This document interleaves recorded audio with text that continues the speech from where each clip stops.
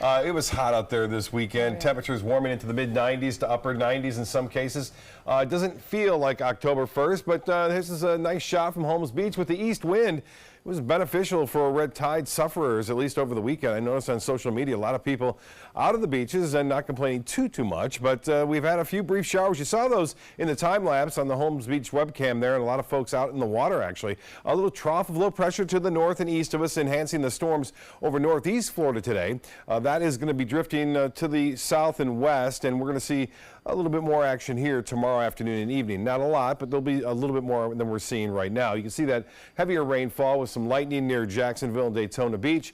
For us, we've had a few brief showers moving from the east to the west, basically at 10 to 15 miles an hour, never allowing for the sea breeze to really generate. So the showers aren't going to intensify because of the lack of convergence with that sea breeze. And it could be the same tomorrow, but there'll be a little bit more activity around tomorrow. You can see some rain now moving through Pinellas County.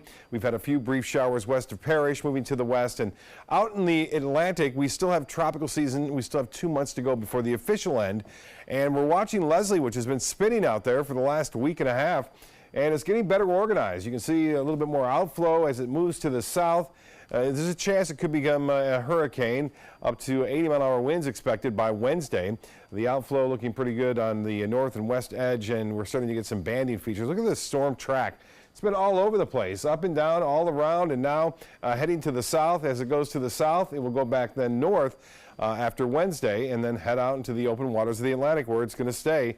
Eventually, it will be picked up by a cold front and carried off to the northeast. We still have another little mini peak that we look forward to seeing. We don't look forward to it, but it's going to be around into mid to late October. And indications are long-range models are suggesting something popping up either near Cuba or near the Bahamas or into the Western Caribbean.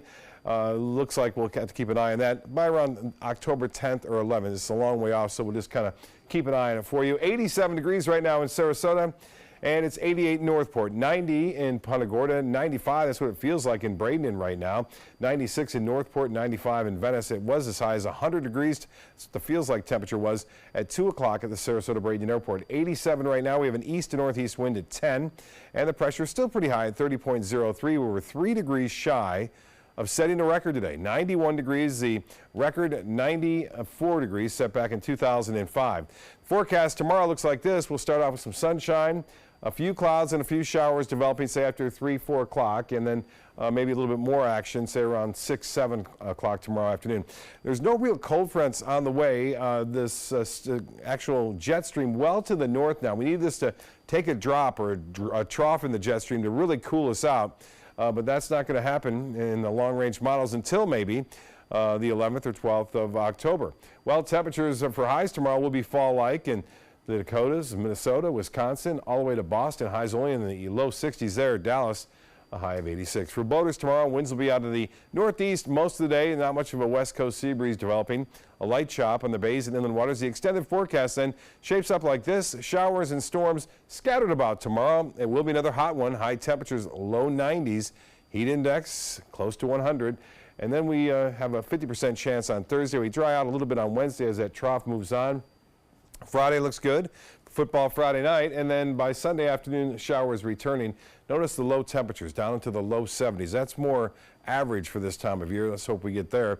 We'll take that, considering what we've had over the past few days. Back to you. All right, Bob, thank you.